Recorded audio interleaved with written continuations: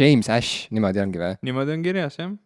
Okei, ma ei saa ikka mitte sittagi arva sellest Snapchati.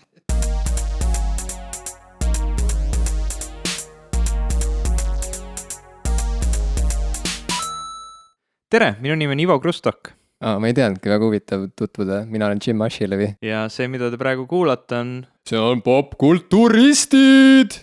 Popkulturistid. Ma ütlesin normaalselt ka siia lõppu igaks juhuks. Mul on siuke tunne, et me oleme juba nagu siuksest elevusest lõhki minemas sellega, et tegelikult meid ikka veel kuulatakse.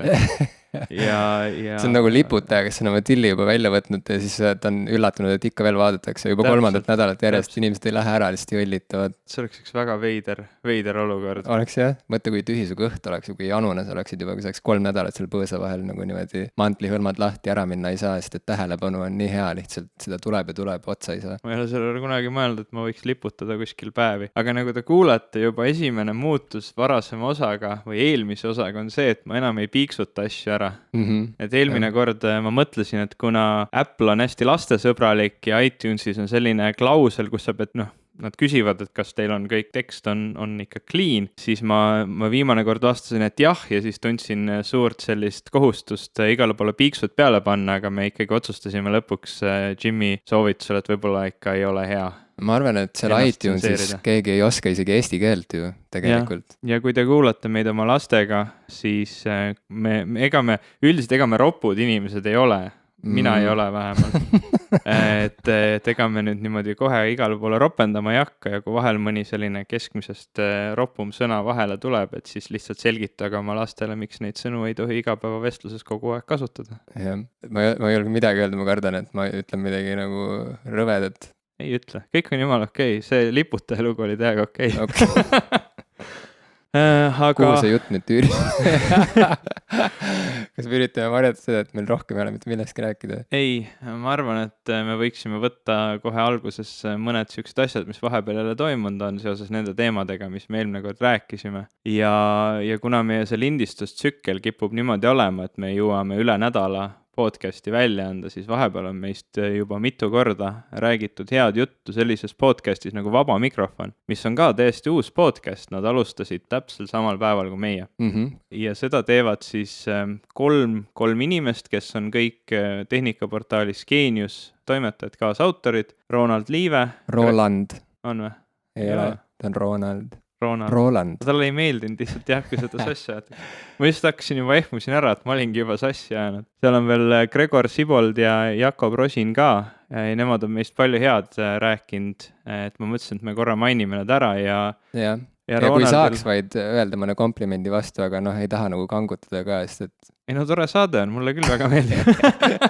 Ei, ma pean ütlema, et just olin Keilas, ehitasin kuuri ja kuulasin kõik senised saated ära, otsast lõpuni kõik need 3, mis meie praeguseks salvestushetkeks neil ilmunud on ja väga nautisin selles suhtes, et igasugune siuke tehnoloogia teemaline mula vabas vormis, nii nagu nad seda serveerivad, on mulle väga mõnus kuulata.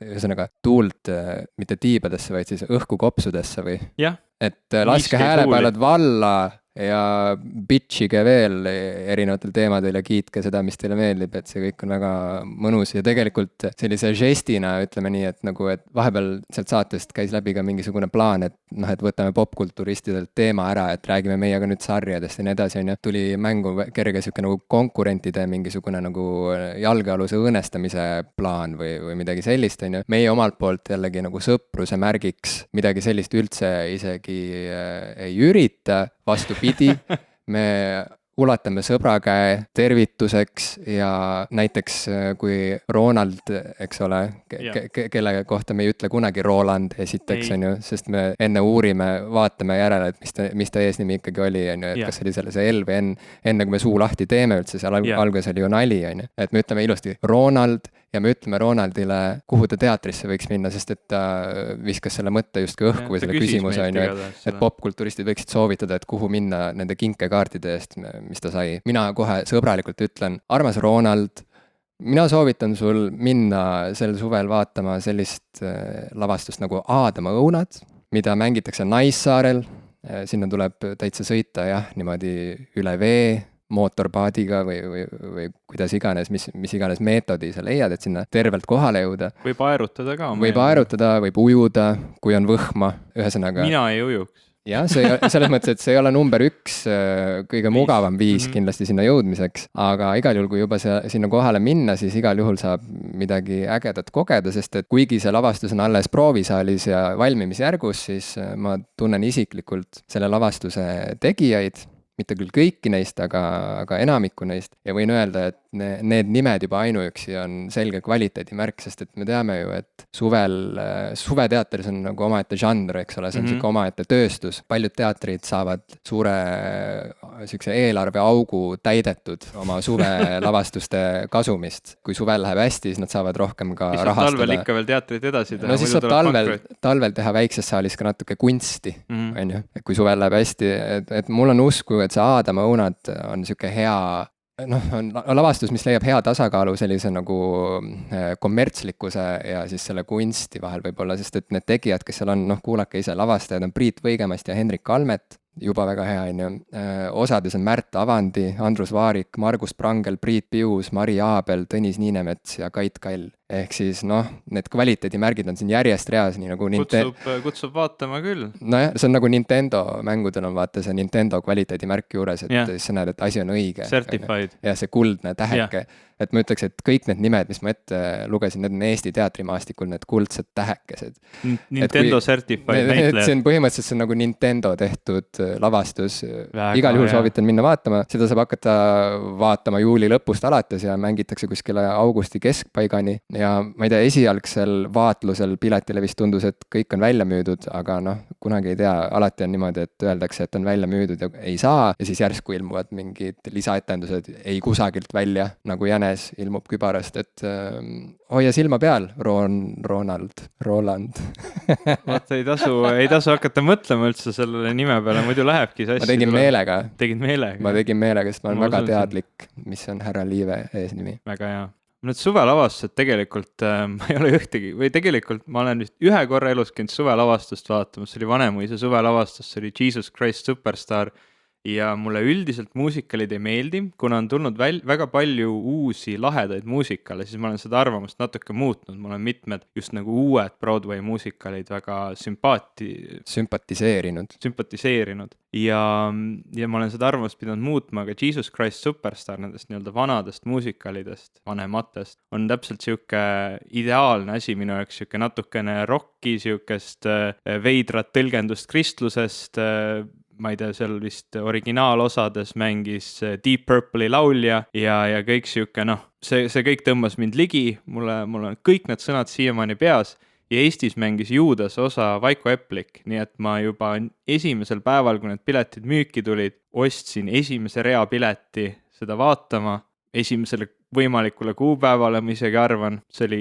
ääretult halb idee, sest esimene rida on täpselt nii, et sa vahid nagu üles, et sa ei saa nagu normaalselt etendust vaadata, aga sellegipoolest siuke nagu žest oli tehtud, et see oli päris lahe. Ma usun, et Aadama õunad on natuke teistsugune lavastus, sest et seal ei kalpsa ringi laval mitte Jeesus oma kaaskonnaga, vaid üks neonats, kes läheb ühte Kolka küla kirikusse meelt parandama. Ma suurt rohkemat sellest sisust ei tea, aga ma usun, et nalja saab. Kõlab hästi. Kui ma Graalis korra läksin nende proovi segama, sest et neil olid mingid proovid toimusid Von Graali ruumides, või nad ei olnud veel sinna saarele ära läinud, piilusin ukse vahelt sisse, siis olid mingi kiilakad pead vaatasid mulle vastu, nii et nagu igal juhul tundub tore ja nad naersid ka vahel seal koos, et neil endal on lõbus ja pead on kiilakad, nii et nagu väga hea. Tõota pead. Viimasel korral räägitud teemadest ma korra toon veel selle sama visuaalse mõtlemise ja sõnadega või sõnadeta lugemise välja, sest ma siuke tunne, ma ajasin seal üsna palju täiesti segast juttu. Ma ei ole neuroloog või psühholoog, ma ei tunne neid asju väga hästi, et ma peaksin seda asja ikkagi veel kõvasti uurima, aga see tundub ääretult huvitav teema, et see noh, enamus inimestel on ikkagi mingisugune peasisene monoloog lugemise ajal, nii palju kui ma teada sain. Osad inimesed üritavad seda kuidagi alla suruda, et kiiremini lugeda, aga see, kuidas inimesed mõtlevad, kui visuaalselt, et see on selline bioloogia keerukus jälle tuleb mängu, et see on alati mingil määral, et sa mõtled mingil määral visuaalselt, mõni mõtleb rohkem, mõni mõtleb vähem ja siis vastavalt sellele nagu inimesed kuidagi jagunevad, et sihukest kahte kasti nagu ei saa panna, et üks on visuaalne, teine mitte. Ma mõtlesin, ma igaks üks korra selgitan. No see seostub mul seksuaalsuse teemaga, sest ma ei usu sellesse ka, et inimesed on kuidagi väga sirgjooneliselt kas heterod või geid. Nagu see tundub hästi kahtlane jutt mulle. Jah, et bioloogia ongi väga, väga segane, asju kastidesse panna, eriti just nagu kahte kasti tihtilugu ei saa, on gradiendid. Et mulle meeldib bioloogiast nii mõelda, et ma olen seda aastaid õppinud ja niimoodi on see mulle kõige loogilisem tundunud, sest inimene on üks väga kompleksne masin, milles on hästi palju erinevaid keemilisi, bioloogilisi, füüsikalisi reaktsioone ja neid on niimoodi päris raske. No igatahes, see on väga huvitav teema, ma kindlasti uurin selle kohta veel. Aga viimane kord sa rääkisid Pokemonist ja nüüd on Pokemon uudistes iga päev. Ma ei tahaks öelda, et see oli otseselt nüüd sinu süü, aga... Mulle meeldiks nii mõelda. No muidugi. Pokemonid nüüd on siis välja antud uus Pokemoni mäng Pokemon Go, mille jaoks ei pea isegi omama ühtegi Nintendo konsooli, vaid põhimõtteliselt see konsool on peaaegu kõigil meist olemas. Kas see on esimene kord, kui ei ole vaja Nintendo konsooli, et mängida Pokemoni? Vist küll, jah, sest et ma saan aru, et Pokemon ei ole 100% Nintendo oma, aga vist kolmandik selle mängu tulust läheb alati igal juhul Nintendole ja mingid trademarkid ja copyright'id on Nintendol niimoodi sõlmitud, et ta on alati seotud selle mänguga. Aga nüüd tõepoolest või mis sa tahtsid öelda? Ma tahtsin öelda, et Nintendo nagu ei ole tavaliselt, nad ei taha oma mänge teistele platvormidele väga anda ka, et nendel on väga palju, või ütleme vähemalt mitu sellist väga tuntud ja tugevat mängu tegelast, nagu ma ei tea, seal Mario on, Donkey Kong, Pokemon, need on sellised mängud, mida kõik teavad, need on väga kuulsad, neid tahavad väga paljud inimesed mängida ja selleks, et neid mängida, pead sa ostma Nintendo konsoole, mis ei ole just kõige popimad. Nad on väga jäärapäised, kui nii võib öelda, või siis just väga meelekindlad, oleneb mis varjundiga nüüd anda seda suhet, aga igal juhul see on äge, mismoodi nad alati hoiavad seda oma joont väga selgelt ja see vahel töötab nende kahjuks ja vahel nende kasuks, sest vahepeal nüüd, kui Nintendo tuli välja oma Wii U-ga, mis on nende praegu kõige uuem konsool, märtsis, vist 2017 märts on tulemas uus, mille kohta liigub nii palju kõlakaid, mis on super põnev, see on nagu nii äge, jälgi neid kuulujutte, just mulle meeldibki see, et Nintendo on selline bränd videomängumaailmas, nagu Apple on muu tehnoloogia maailmas, mida ümbritseb ikkagi mingisugune selline nagu, ühesõnaga ta on midagi enamat kui lihtsalt bränd, see on pigem mingisugune nagu kultusobjekt, eks ole, mida ma ei saaks öelda tegelikult Xboxi kohta ega PS-i kohta. Microsofti ja Sony kohta öelda, et nad on nii suured konglomeraadid, sellised natuke näotud firmad, ma ei tea, minule üldiselt väga meeldivad Microsofti tooted, kahjuks suudavad nad alati mingi asjaga ära rikkuda. Midagi nagu, mingi rikutud maik on nagu alati juures kuidagi Microsoftil kui ka, Sony kohta ma nii palju isegi nagu ei julgeks seda öelda, sest Sony on jätnud mulle parema mulje, mul on parem kogemus Sonyga kui Microsoftiga, aga Nintendo puhul on alati, nagu ma selle teatrijutu puhul ka rääkisin, nendest kvaliteedi tärnikestest, eks ole, need kuldsed tähekesed, seda on nagu tunda Nintendo puhul, et isegi kui nad panevad pange, väidetavalt siis Wii U oli nagu mingisugune nagu ämber nende jaoks, eks ole, et nad ise ju tegid nagu, majanduslikult just nimelt, et see võrreldes ikkagi PS4 ja Xbox One'iga oli see suur läbikukkumine ja eriti võrreldes Nintendo Wii'ga, mis oli nagu mingisugune jokker kaardipakist hüppas välja, eks ole, eelmise põlvkonna konsoolide seast, et järsku hüppas välja siuke nagu hästi odav konsool, mis oli teise nagu juhtimisloogikaga, eks ole, et seal sai mängida selle liikumissensori abil golfi ja keeglit ja kõiki neid asju ja järsku lihtsalt nagu nii paljud inimesed ostsid selle selle, isegi kui neil oli juba kodus mingisugune muu konsool olemas. Ja kuigi nad võib-olla polnud kunagi teleka või arvutimänge mänginud, nad ostsid selle, et sõpradega lõbutseda, et perega lõbutseda, see oli nagu siuke üllatav fenomen ja see on nüüd šokeeriv teave, ma ei ole kunagi Viiga mänginud. See on okei, ei šokeeri mind üldsegi, arvestades, mis maailmas toimub, siis nagu mu valu läbi on kuskil kaugemal. Küll ma olen Xbox Kinectiga mänginud tennist ja ma mõtlesin pärast, et oleks pidanud sooja tegema liigestele, sest väga valus oli.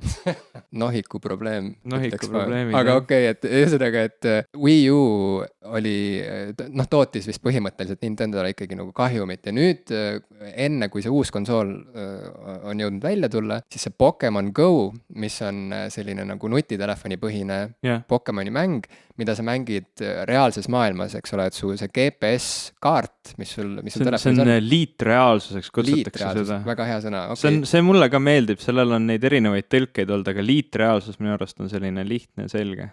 Et see on nagu, sa segad kokku reaalse maailma ja virtuaalse maailma, ehk sa siis antud juhul siis läbi oma telefoni ekraani näed sellist reaalse maailma pilti, nagu sa teeksid fotot, aga sinna peale on siis kuvatud sellised virtuaalsed objektid, antud juhul siis näiteks need Pokemonid. Ja kes Pokemoni pole mänginud või pole viitsinud süveneda, siis Pokemoni mäng, eks ole, seisneb ka selles, et see peategelane, keda sina mängijana juhid, ta hakkab seiklema, läheb kodust ära, ütleb emale tšau ja läheb siis nagu metsadesse ja võpsikutesse otsima erinevaid Pokemone, kes siis saavad tema omaks ja siis ta hakkab neid treenima sellisteks nagu võitlejateks ja edasi seigeldes ta kohtab veel võimsamaid Pokemone, kelle vastu ta siis ässitab need enda Pokemonid ja see ongi siuke võitlusmäng põhimõtteliselt, kus on ka selline nagu suhtluse element juures, et RPG-mäng, eks ole, žanriliselt, et käid ringi, suhtled inimestega ja siis sul on mingisugune nagu võitluste jada ka seal pidevalt käimas. Nüüd siis Pokemon Go sunnib inimesi minema õue, omaenda linnaruumi, telefon käes, kus on siis see GPS-kaart, eks ole, ja oma kodulinnas inimene saab siis käia ringi näiteks, Eestis seda mängida ei saa, on ju. Praegu veel mitte. Aga tead, ma just lugesin, äkki see oli level1.ee või üks mingi meie mänguportaal, oli kuskilt viitas sellele, et võib-olla lähipäevadel tuleb Euroopasse.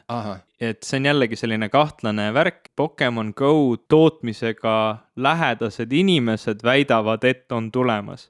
Et kui palju seda uskuda, et võimalik, et selleks ajaks, kui te seda podcasti kuulate, on see juba Eestis olemas. See on lihtsalt nii naljakas, mis selle Go kõrvalnähud on olnud, mida ma ei tea, kas osati nagu ette näha, aga mis juhtus USAs, oli see, et inimesed, kes seda Pokemon Go'd mängisid, hakkasid kogunema nendesse ühtedesse ja samadesse kohtadesse, sest et seal mängus on see päris linnakaart on, eks ole, ümber tehtud mingiks Pokemoni kaardiks ja siis seal ongi näiteks mingid juhised, et seal pargis, sealt võib leida näiteks 3 eri tüüpi Pokemone, et minge sinna ja sealt te võite nad leida. Ja inimeste kambad lausa liikusid siis nagu õues ringi nendesse samadesse parkidesse, nutitelefonid käes, eks ole, käidi ringi või siis kui pandi mingisugusesse kohvikusse märge, siin kohvikus on mõned Pokemonid, siis inimesed näiteks tormasid sisse. Wired kirjutas selle kohta väga toreda artikli, mida me saame linkida ka oma show notesides või saate märkmetes, et ta oli mingisugune kohvik, mis oli avatud olnud vist alles mõni kuu, väga värskelt avatud kohvik, mis ei olnud vist väga populaarne senimaani olnud ja kuna sinna paigaldati siis mõned Pokemonid virtuaalselt, siis selle kohviku külastatavus suurenes.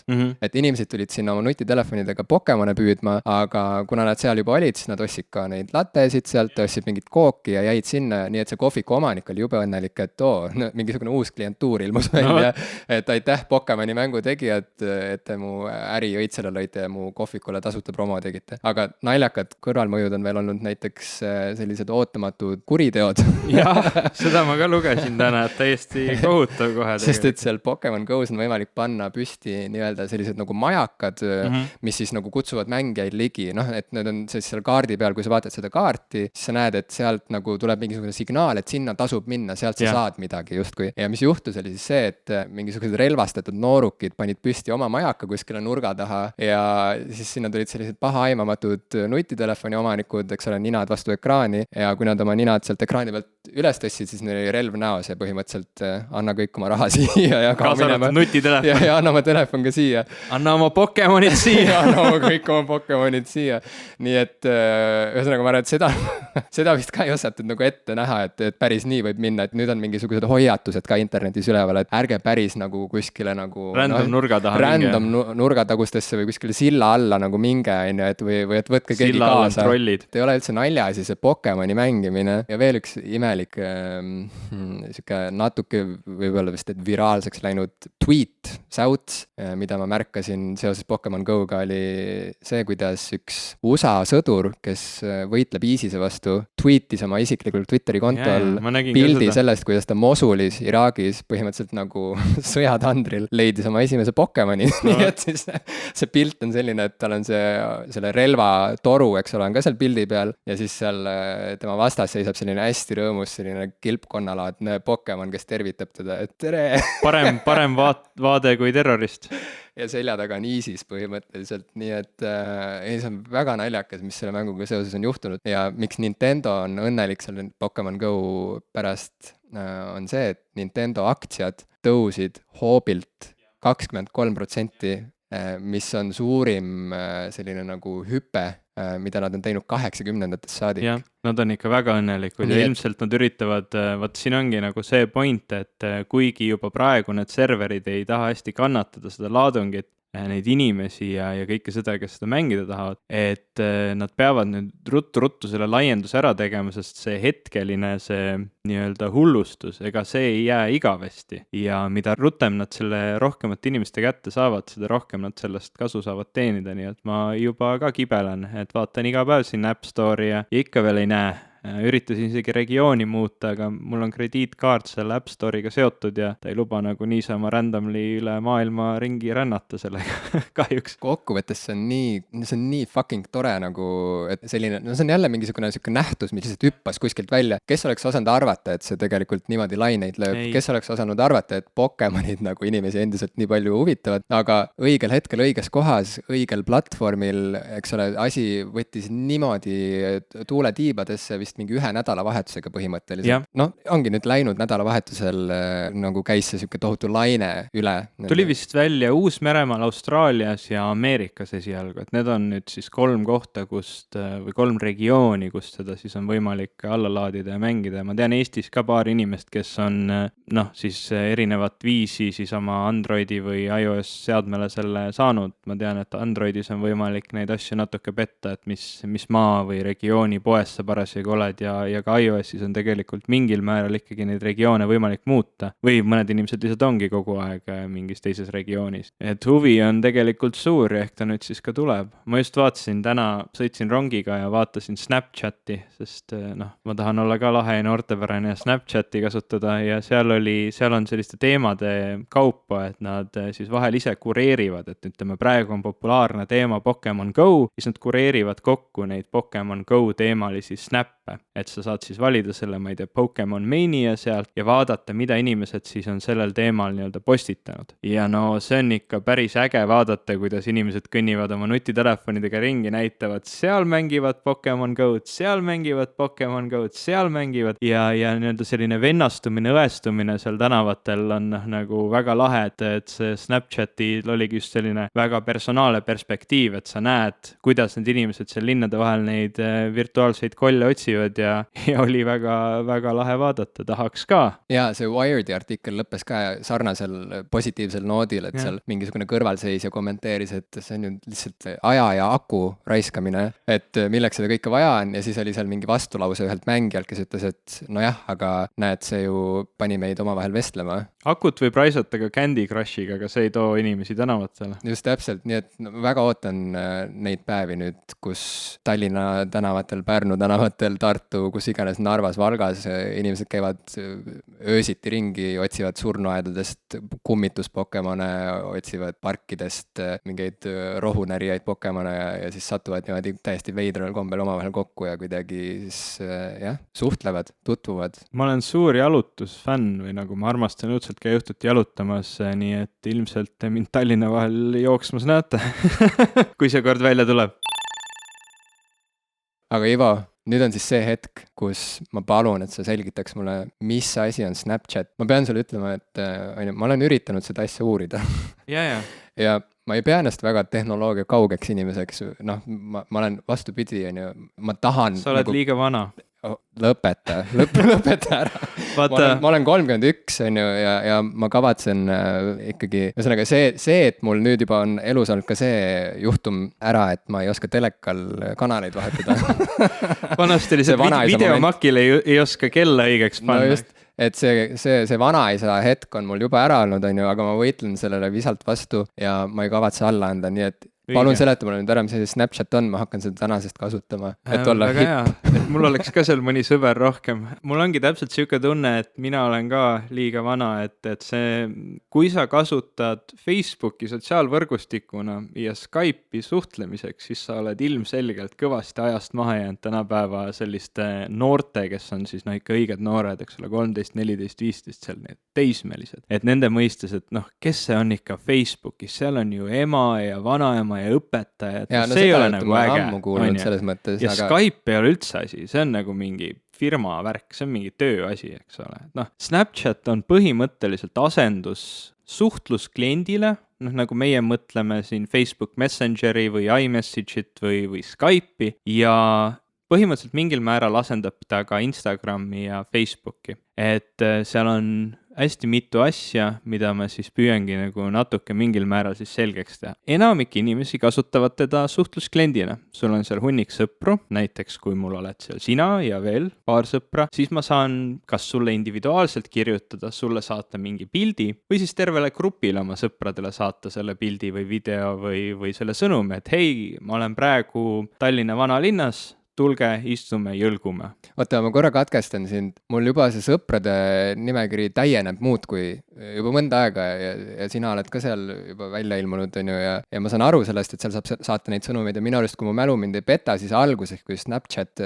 üldse tuli, siis selle mõte oligi see, et sa ei saata enam-vähem nagu, et tegid oma tillist pilti ja siis saatsid mingile sõbrannale ja siis see kustus ära mingi 5 sekundi pärast, aga ma olen aru saanud, et see on nagu nüüd et selle eesmärk on muutunud või funktsioon või? Ütleme nii, et jah, ta ei ole enam otseselt selleks, et sa saaksid nendest alasti pilte saada, kuigi see ei ole nagu keelatud, et kui sa oled täiskasvanud inimene, kellel on legaalne endast alasti fotosid teha, neid jagada, siis palun väga. Sa saad määrata, kui kaua see foto püsib või video, pärast seda määratud aega ta nii-öelda nagu kaob ära jutumärkides, et tegelikkuses ta ei kao, kuhugi serverisse jääb ta siiski ja teistel inimestel on võimalik siis seda pilti ikkagi salvestada ja võtta nii-öelda see screenshot või screen cap. Sellest tuleb ka, see on nagu lahe, et sa siis näed seda statistikat, kui paljud inimesed seda siis nii-öelda salvestanud endale on, et ikkagi sa näed, et keegi selle pildi nüüd võttis. Nii et ta ei ole päris selline variant ka, et see ongi nüüd selleks 3-4 sekundiks vaadata ja pärast seda on ta igavesti kadunud. Et kui sa ikkagi midagi lolli teed või midagi, mis võib sulle hiljem probleeme tekitada, siis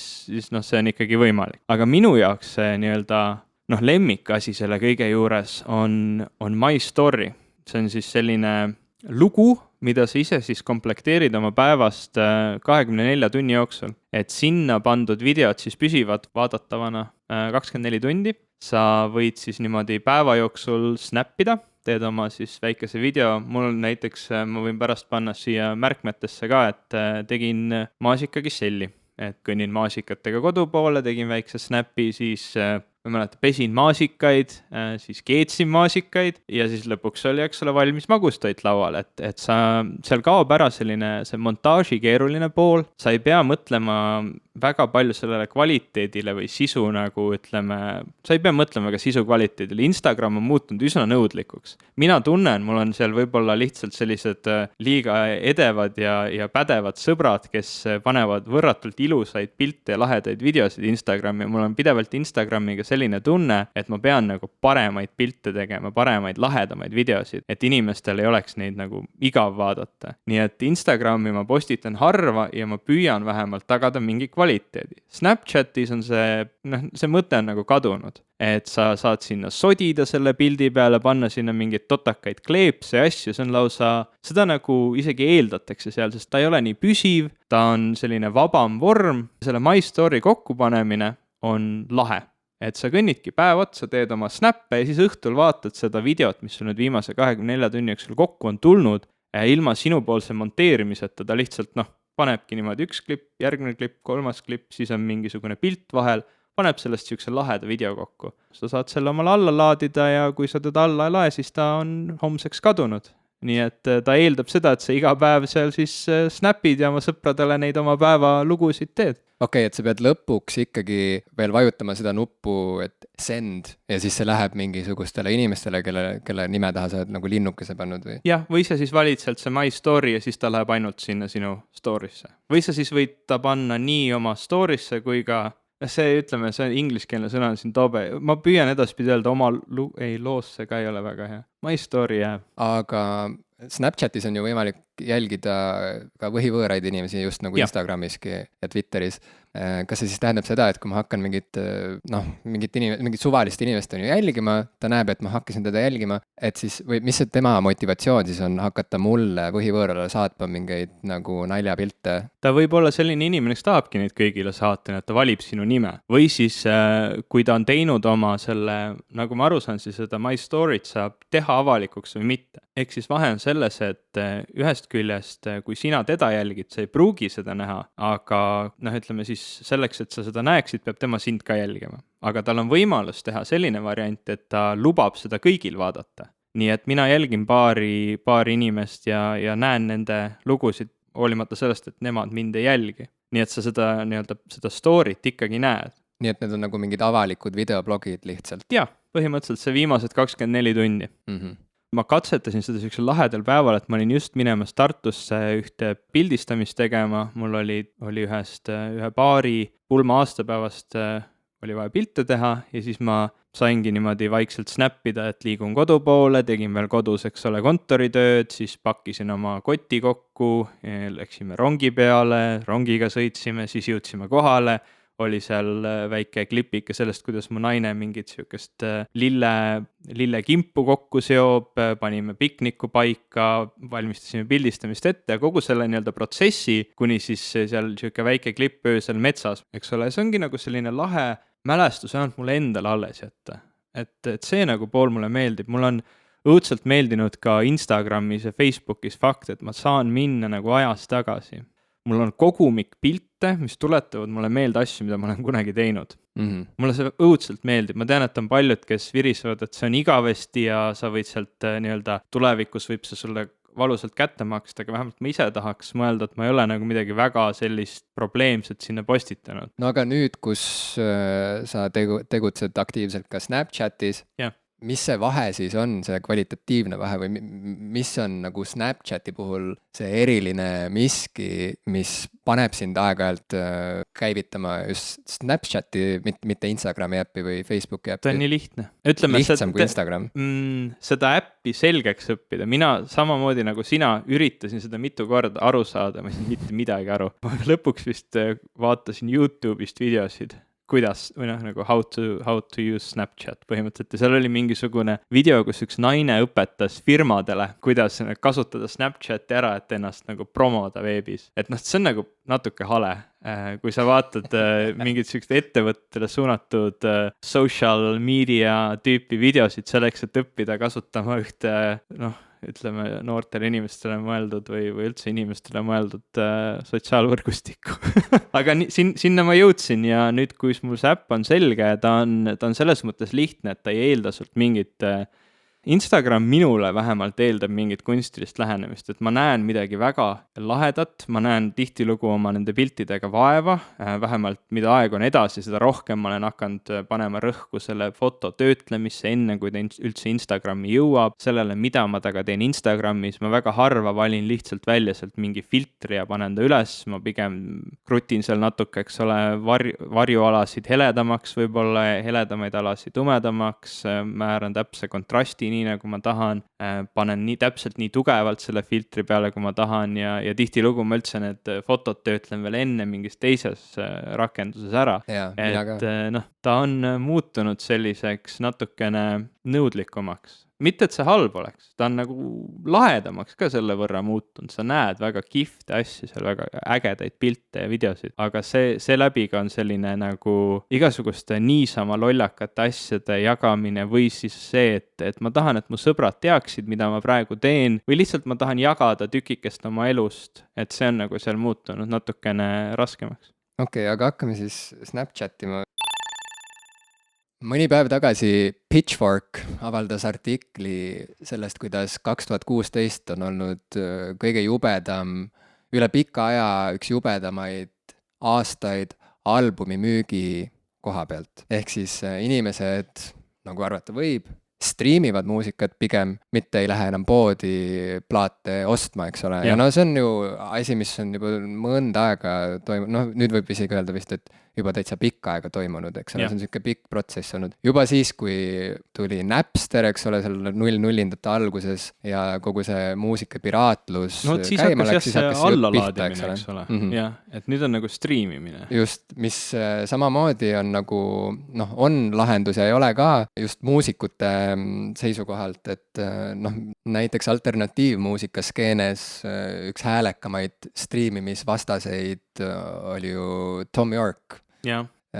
Kes on tuntud Radioheadi frontmanina ja ka ansamblist Atoms for Peace ja kes on ka soolomuusikat palju teinud. Ja see nagu Tom York oma liitlastega astus Spotify'le vastu, öeldes, et nad maksavad muusikutele selgelt liiga vähe, koorides kogu kasumi põhimõtteliselt endale asjade eest, mida nad ise pole teinud, ehk siis, et see sisu, ilma milleta striimimisteenuseid ei olekski ju olemas, neil ei oleks mitte midagi pakkuda. Nende sisuloojad saavad mingisuguse 0,001% sellest kasumist ja kõik ülejäänu, eks ole, läheb siis nende programmeerijate, teenusepakkujate taskutesse. Tom York ütles, et see on selgelt ebaõiglane, seda süsteemi tuleks kuidagi muuta ja tema ei ole nõus näiteks avaldama oma muusikat Spotify's seni, kuni see süsteem ei muutu. Radioheadi kataloog on ikkagi täielikult olemas Spotify's tänaseks, aga Atoms for Peace näiteks seda ei saa sealt.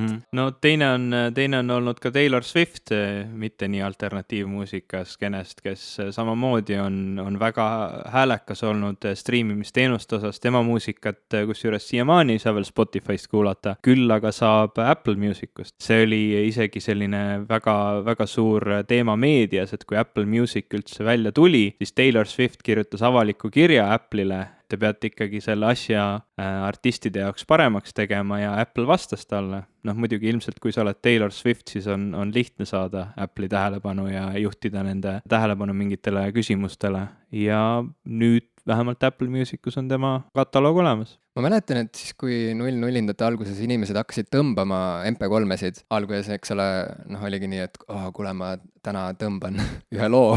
No võt see üks ja lugu, jah. Ja siis 2 päeva hiljem sa pidid küsima sellelt inimeselt, kas jõudis kohale. Yeah. Eks ole, et need kiirused olid natukene teised, aga põhimõtteliselt see protsess algas sealt. Siis ju oli väga palju juttu Metallicast, sest Metallica oli võib-olla kõige häälekamalt vastu Napsterile ja kaebas Napsteri kohtusse ja samamoodi ütles, et see kõik on ebaõiglane, mida nad teevad, et nad lihtsalt röövivad põhimõtteliselt raha muusikutelt. Aga muidugi inimesed naerisid Metallica välja, sest et kui kahju sul saab olla põhimõtteliselt maailma kõige rikkamatest metallimeestest, eks ole. Kes, olgem ausad, ei olnud just väga graatsilised oma eneseväljenduses, et nad olid ikka sellised, küllaltki, nad ei teinud selle protsessi lihtsaks, et nad meeldiksid sulle.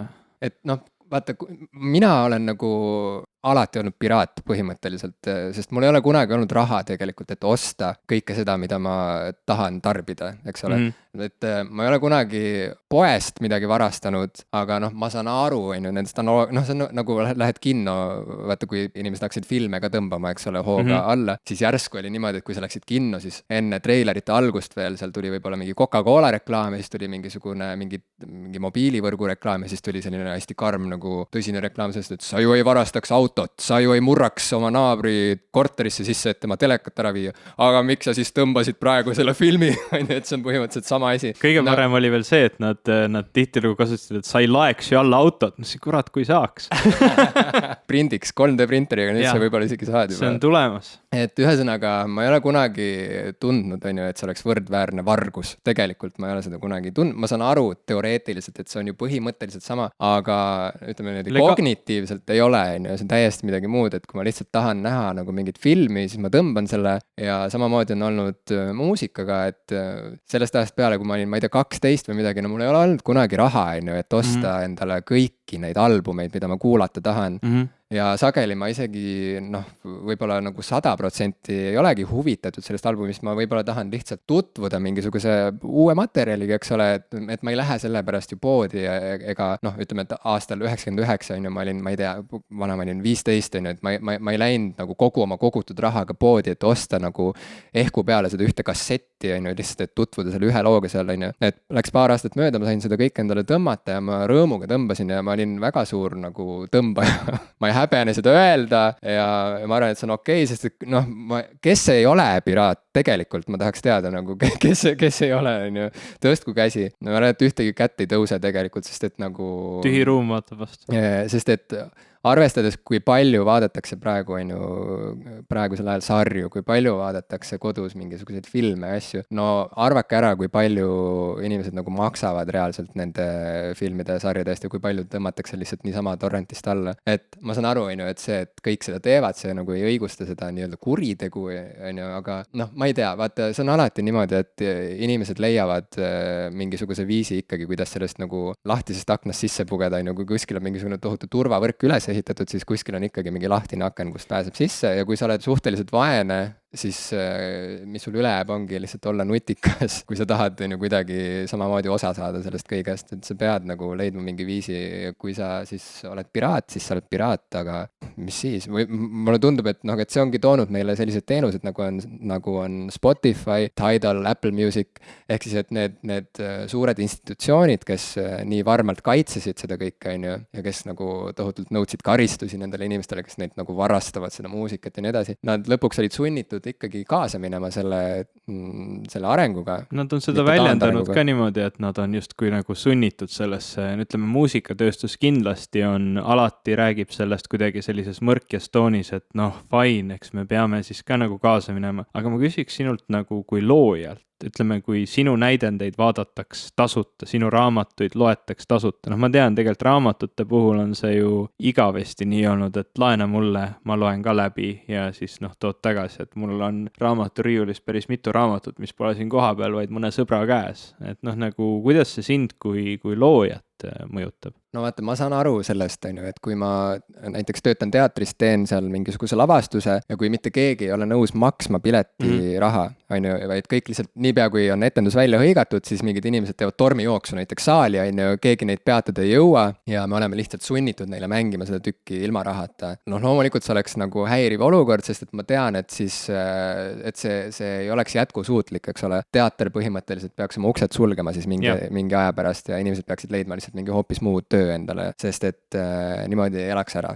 Okei, ma saan sellest analoogiast aru, aga vaata, ma näengi, et siin on nüüd mingisugune nagu vahelüli või mingisugune kuldne kesktee vaja leida ja see kesktee minu arust nagu tegelikult Tom York, kes on häälekalt olnud Spotify vastu ja sellise nagu ebaõiglase tasustamise vastu, on ju tegelikult loovisikuna leidnud väga ägedaid selliseid alternatiive oma publikuga suhtlemiseks ja nendega, kasutan seda terminoloogiat, et teenuse pakkuja ja teenuse ostja suhte loomiselt on leidnud nutikaid viise. Radiohead näiteks oli ju üks esimesi selliseid suuri bände, kes andis oma albumi tasuta ära. Ehk siis nende albumi... Kas neil oli tasuta või et maksa nii palju, kui sa tahad? See oli jah, et maksa palju tahad, aga võid ka võtta tasuta, kui sul raha ei ole. Nad said väga palju tähelepanu selle eest ja noh, loomulikult inimesed ütlesid, no muidugi Radiohead võib seda endale lubada, eks ole, et teil on ju nii palju raha niikuinii. Yeah. Esiteks, see on eeldus ja eeldada elus eriti ei maksa, nii et ma arvan, et see on täiesti nagu usutav, kui ma kuulen, et Tom Yorkil on ka olnud aegu, kus ta on kõigile võlgu ja ei saa oma üüri makstud, isegi praegu, see on usutav mu jaoks tegelikult. Muusikatööstuses arvestades, millised rahad lähevad turneede korraldamisele, on täiesti juhtunud tihtilugu, et väga-väga rikkad suured bändid, nende liikmed on tegelikult väga kehvas rahalises olukorras tihtilugu. Just täpselt, väga paljud bändid, väga paljud muusikud on selgelt välja öelnud, et ega nad albumite müügist enam nagu mingit arvestatavat raha ei teeni. See, mismoodi nad oma elatist teenivad, on tuuril käies just nimelt, et need pikad tuurid, kus nad on 3 kuud nagu rändavad mööda ilma ringi ja on kodust eemal ja oma lähedastest eemal. See on see aeg, kus nad teenivad raha, et maksta oma üüri ülejäänud aasta jooksul. Uut plaati teha. Ja et uut albumit teha, just nimelt. Aga Radioheadi In Rainbows, mis ilmus 2007, kui ma ei eksi. Midagi nii, jah. Siis oli üks esimesi selliseid albumeid, mis sai väga suurt tähelepanu just nimelt sellepärast, et bänd justkui oleks nagu käed üles tõstnud, et noh, vahet ei ole, et te niikuinii tõmbaksite selle tasuta alla. Me siis kingime selle albumi teile ja kui te tahate meid toetada, kui te tahate otse meie bändi toetada, mitte meie plaadifirmat ega mingisugust suurt nagu korporatsiooni meie selja taga, kui te tahate meid toetada ja tahate meie muusikat edaspidigi kuulda, siis noh, visake äkki mõni $1 siia topsi sisse. Ja hiljem tegid ka muud bändid niimoodi juba, eks ole, Radioheadist inspireerituna. No nüüd on see väga levinud mudel just erinevatele indie-bändidele, kes ei olegi ühegi labeli all või kes on kodulindistajad või tegelevad omaette oma rahadega, annavad plaate välja, et selline portaal nagu Bandcamp, kus ma olen ise oma muusikat jaganud ja kus on mitmed teised Eesti bändid, mitmed välismaa bändid oma muusikat jaganud, võimaldab kasutada selliseid meetodeid, kus sa võid oma plaadi tasuta üles panna, sa võid panna ta nii, et inimene võib ta tasuta võtta, aga võib ka määrata ise, kui palju ta raha tahab, või siis, et minimaalne $4 ja sealt edasi, või noh, erinevad sellised väga paindlikud meetodid ja nemad siis annavad selle plaadi ükskõik mis formaadis sa tahad, sa võid ta laadida alla MP3-na, vist oli OGG vorbis formaat ja täiesti ka kadudeta nii-öelda need kõrgresolutsiooniga failid on täiesti toetatud. Nii et see on nagu minu jaoks see parim lahendus, et ma tegelikult sealtkaudu olen päris paljude bändide muusikat ostnud mõttega, et ma saangi otse seda muusikut või seda bändi toetada ja ma saan ka endale sobivas formaadis selle, sest oli mingi aeg, kus ma näiteks üldse ei tahtnud CD-plaate osta. Ma leidsin, et nad koguvad mul kuskil tolmu, mul ei olnud neid kuskil kuulata.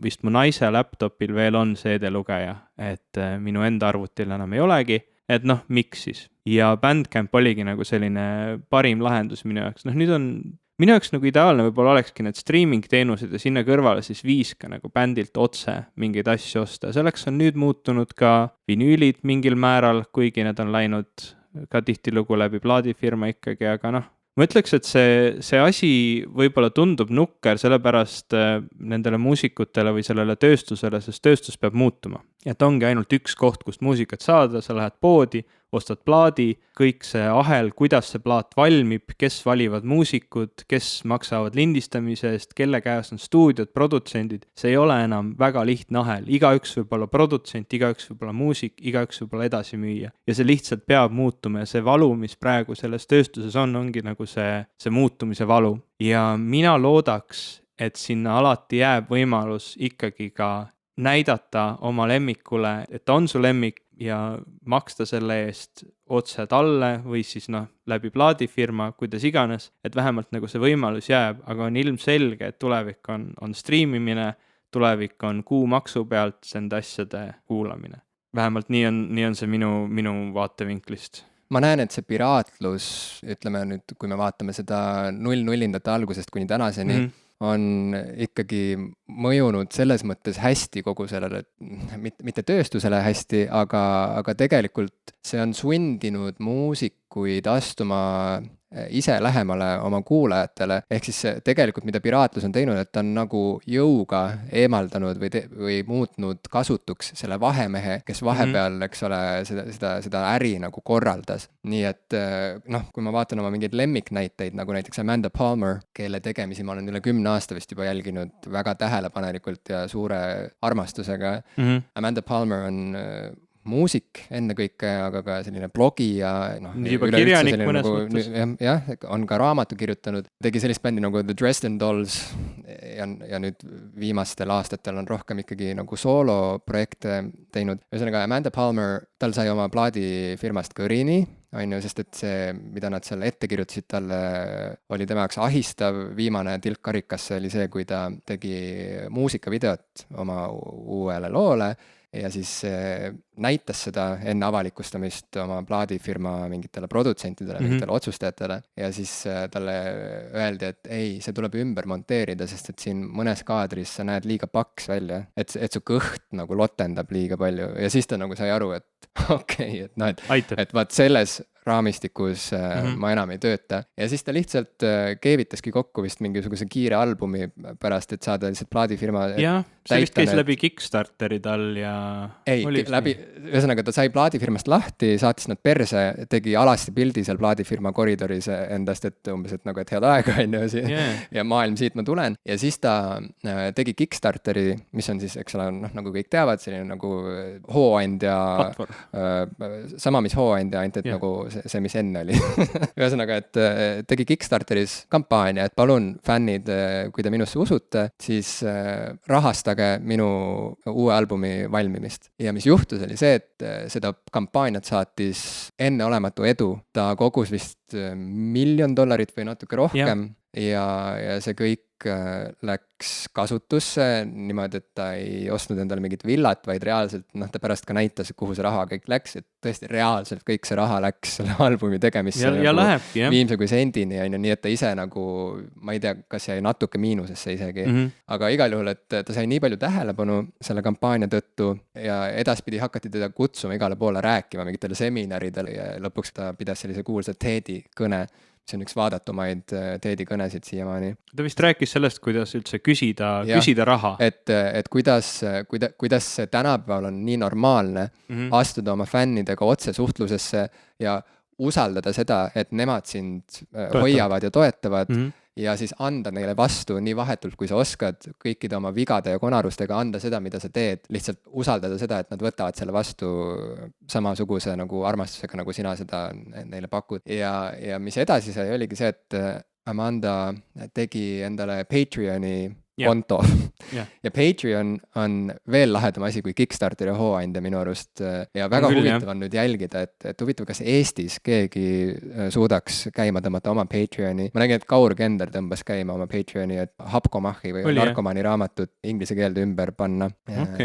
Näis, kuidas tal sellega läheb, aga igal juhul teda saab toetada sel teel.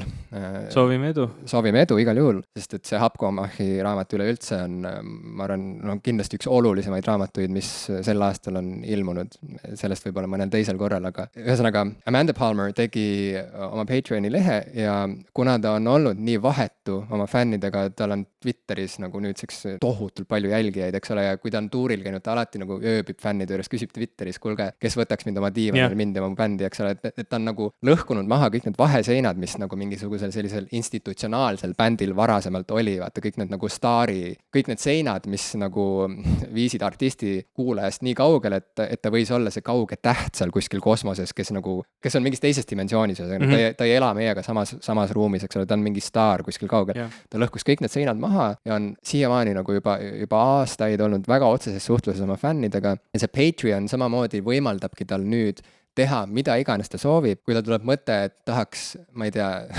salvestada seda, kuidas ta saeb mingi lauajalgasid, siis ta võib seda teha põhimõtteliselt, sest et fännid nagu usaldavad teda ja Patreoni süsteem on siis see, et fännid püsivalt toetavad artisti tegemisi, ehk siis, et kui ta näiteks otsustab anda välja muusikavideo, siis ta ütleb, et nüüd ma vajan rahastust sellele muusikavideole ja sina fännina, kui sa oled määranud, et sa annad iga kord talle $1 näiteks, kui ta midagi teeb, siis sinu kontot läheb maha sel hetkel $1.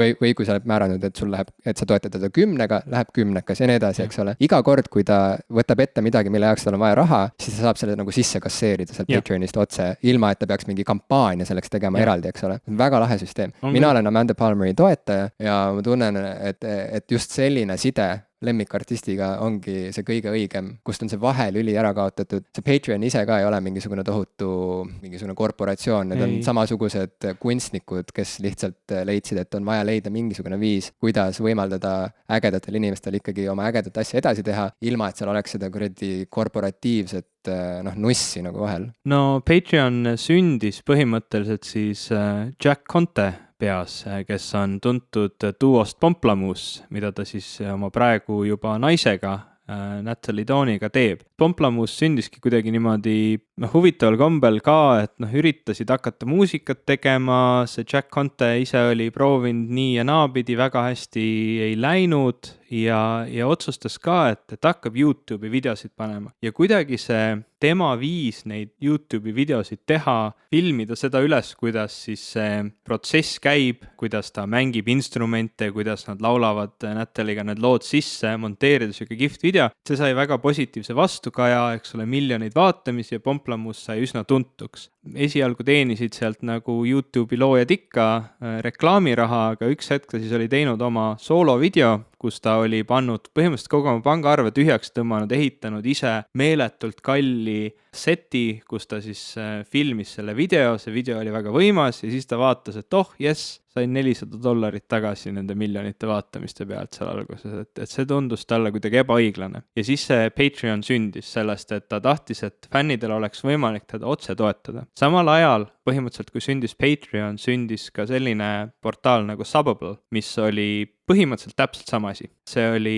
tehtud siis vlogivendade või siis vähemalt ühe vlogivenna Hank Greeni poolt, kes on siis kuulsa kirjaniku John Greeni vend. Ja nemad on ka tuntud olnud YouTube'i keskkonnas juba aastaid teinud videosid ja põhimõtteliselt oli sama asi, nüüd Patreon ja Subbable on ühinenud ja seda juhib siis see Jack Conte Pomplamoosest. Et igatahes on see väga, väga huvitav viis nagu minna ja otse toetada ja kogu sellest diskussioonist minu jaoks ongi kõige olulisem fakt see, et kuna meil on toimunud siuke meeletu häiring selles muusikamaailmas või üldse nagu uudissõna minu jaoks. On, ma ei tea, ma mõtlen, see on nagu disruption, ma tõlgiks selle häiring, mulle meeldib see sõna, ma hakkan kasutama, häiring. Ühesõnaga on toimunud suur häiring muusika ja üldse loomismaastikul ja meil on tulnud uusi viise, kuidas toetada neid, keda me tahame toetada võimalikult otse ja ma arvan, et nii-öelda maailm on seetõttu parem koht. Ma arvan täpselt samamoodi. Kokkuvõttes, vaata, meie jutt algas ju sellest, et kui kinos tuli see reklaam, et sa ju ei tõmbaks endale autot alla, siis nagu mõtled enda, mis seal kinos, et muidugi tõmbaks, nagu kui oleks tõmmata endale auto alla, muidugi ma tõmbaks, sest et ma ei tea, millal mul hakkab olema raha, et osta endale auto, Okei, et see ongi see, et vaata, mingit filmi või sarja tõmmates sa ei tunne ju tegelikult, et sa nagu varastad kelleltki, et okei, mul praegu on Netflixi konto, kui Eestisse ei oleks tulnud Netflixi, ma tõenäoliselt tõmbaks endale House of Cards, aga ma ei tunneks, et nagu tuleb uus hooaeg välja, näed, Kevin Spacey'l on nagu, ta näeb nii kõhetu välja, sest et ta vist ei ole saanud süüa nii palju, kuna mina olen varastanud talt seda söögiraha. Ma ei tunne seda niimoodi, vaata neid vahelülisid on nii palju, kuidas see raha liigub käest kätte, et lõppkokkuvõttes ma ei tunne mitte mingisugust sidet nende loojate ega enda vahel nagu rahalises mõttes, saad aru?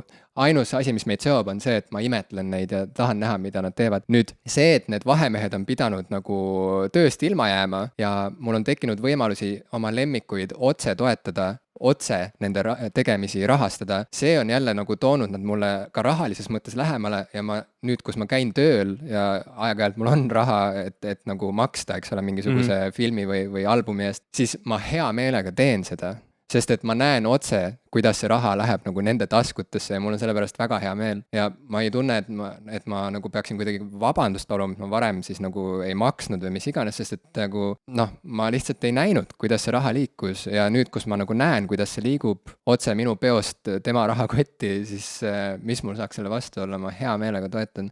Nii et nagu huvitav on mõelda, et huvitav, millised Eesti kirjanikud, millised Eesti näitlejad näiteks söandaksid üleüldse proovida sellist asja, et teha endale Patreoni leht ja siis nagu vaadata, et kui palju neid toetajaid ilmub, sest et üks väga suur asi, mis inimesi nagu pelutab selle asja juures, ongi ju põhimõtteliselt nagu hirm mingisuguse nagu alanduse ees või mingi läbikukkumise ees, et esiteks, kui sa lähed juba nagu paluma inimestelt nagu mingit almust, et see tundub nagu nii alandav, et parem siis juba, et mulle maksab mingisugune firma, mingi institutsioon, et see tuleb nagu mingist anonüümsest torust, seal mul ei pea olema nagu häbi, et ma seda raha kuidagi nagu nõuan või küsin, aga see, mida ka Amanda Palmer on rääkinud siin ja seal ja räägib ka edasi ja millest ka tema raamat räägib, The Art of Asking, ja millest ka tema see kuulus TED-i kõne räägib, mida me saame ka linkida oma saatemärkmetes. See tema jutu point ongi just see, et kui artist enam ei karda oma staatuse pärast ega mingi alanduse ega mingisuguse nagu nagu mingi häbi pärast läbi kukkuda, kui ta nagu astub selle sammu oma fännidele lähemale, siis ta võib usaldada, et need fännid toetavad teda.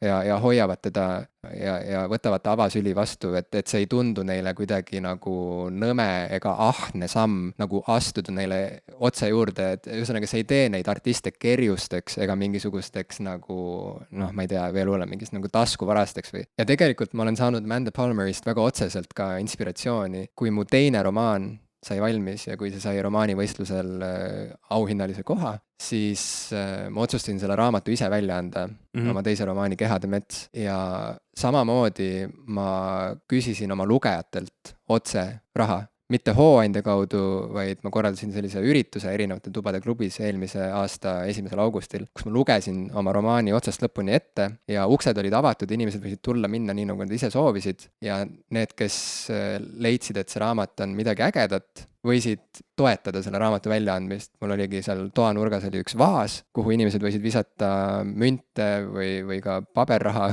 sedeleid, kupüüre. Ja ma usaldasin lihtsalt, et ju see viib sihile, et küllap inimesed mind juba piisavalt usaldavad ja toetavad, et ma saan selle asja tehtud. Loomulikult seal oli risk ka läbi kukkuda, aga ma ei tundnud kordagi tegelikult seda hirmu, et äkki ma jään häbisse, vaata. Ma ei tundnud kordagi seda, et äkki õhtu lõpuks seal ongi 20 eurot ja ma ei saa seda raamatut välja anda, ma pean ikkagi mingisuguse suure kirjastuse poole pöörduma, et palun aidake mind, on ju. Ei, ma saingi kokku selle esmase eelarve, et ma saaksin seda raamatut trükkida ja seda väga puhtalt, väga otseselt tänu oma lugejatele, kelle nimed on ka raamatu lõpus kirjas. Nii et kui see minusuguse kirjaniku puhul toimib ja ma ei ole kaugeltki mitte Eesti kõige kuulsam kirjanik, siis mõelge vaid, mis võimalused on mingitel teistel tüüpidel, kes juba on nagu sellised, kuidas sa ütled eesti keeles, household, kodumajapidamised, kes juba on sellised nagu riiulist tuttavad nimed, kellel on raamatupoes oma nimi,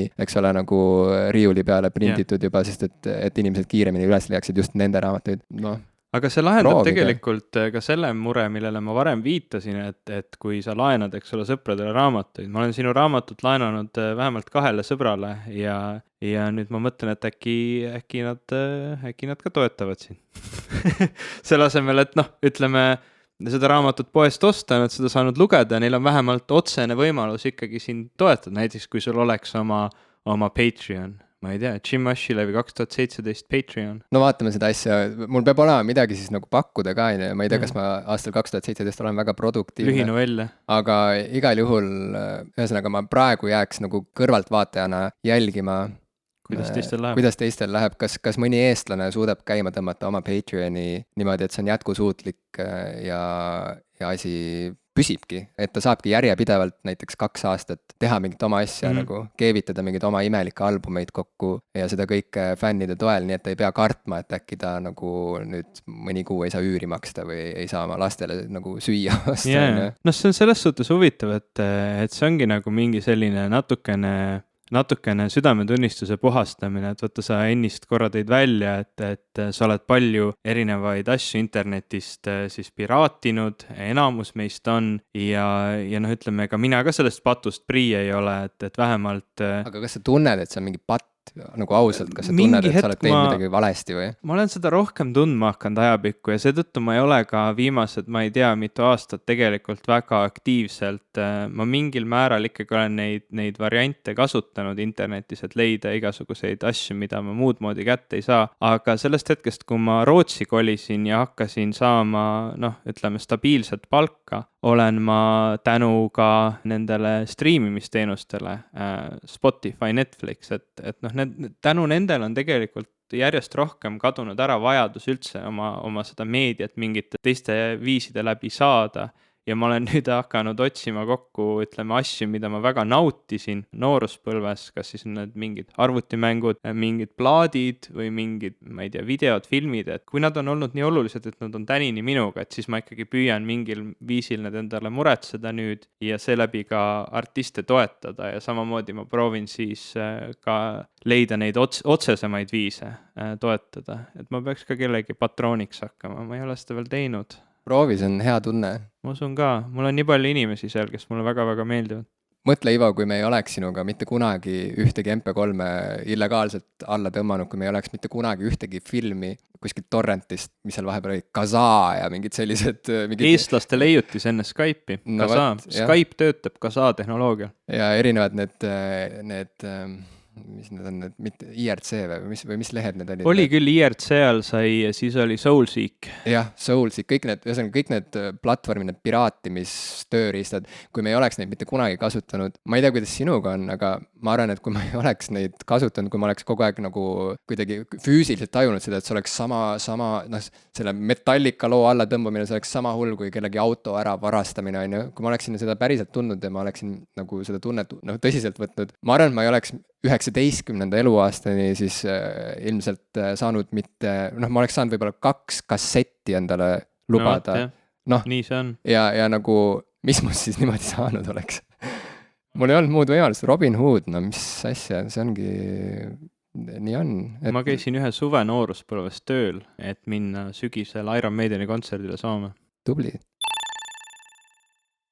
Selle streamimise jutuga on tegelikult tulnud üks huvitav aspekt veel, et sa viimane kord rääkisid siin Tidalist ja Spotifyst ja sellest, kuidas nii-öelda see muusika kvaliteet on streamimisel, noh, ütleme, on neid kehvemaid variante ja neid paremaid variante. Ma lubasin sulle, et ma võin sulle teha selle testi, kus sa saad siis katsetada sellist CD-plaadilt nii-öelda puhast audiot, mingit sellist väga hea kvaliteediga MP3, et see oli siis sellise konstantse bitisagedusega MP3, mis oli siis 320 kilobitti sekundis ja siis oli selline kehvem variant 128 kilobitti sekundis. Ma täna tegin sulle selle testi 3 looga ära ja mis need tulemused olid? Täiesti õudne on tõdeda, et ma ei teinud vahet nendel lugudel ja nüüd tulebki välja, et see on lihtsalt mu enda mõtlemises kinni, et kui kuskil on kirjutatud, et on võimalik kuulata ka hi-fi kvaliteediga, siis see on justkui nagu väärt seda lisaraha või kuidagi, et see tõesti ongi kvaliteetsem. Ma ei teinud vahet.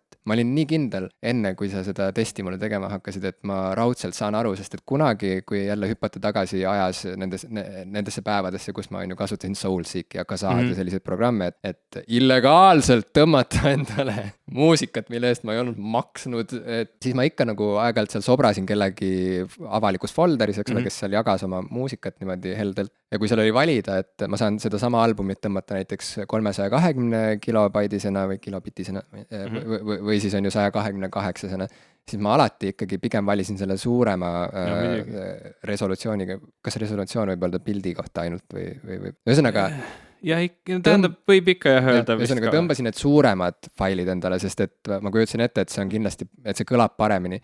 Ja kui ma neid oma arvutis võrdlesin, näiteks kui mul oli mingist loost mingi kehvema resoga, ma siis kasutan seda kehvema resolutsiooniga, kehvema kvaliteediga lugu ja ma sain selle sama loo tõmmata nagu kuidagi nagu siis suurema failina alla, siis neid võrreldes mulle tundus, et näed, on küll vahe, et see nagu, et noh, mingist kvaliteedi piirist oli ikka väga selge allapoole, sa saad juba aru, et see sound on nagu siuke vesine või midagi on nagu valesti seal, eks ole. Aga jaa, täna sa lasid mul kuulata siis 3 erinevat lugu, mis need lood olid? Ma räägin korra läbi selle metodoloogia, sest ma olen kindel, et keegi nüüd praegu kuulab seda juttu, ütleb, et sa ei teinud vahet sellepärast, et ma tegin midagi valesti. On täiesti võimalik, et minu metodoloogia oli vale, see ei ole kindlasti teaduslik katse, aga point oli siis selles, et ma panin tööle Adobe Auditioni.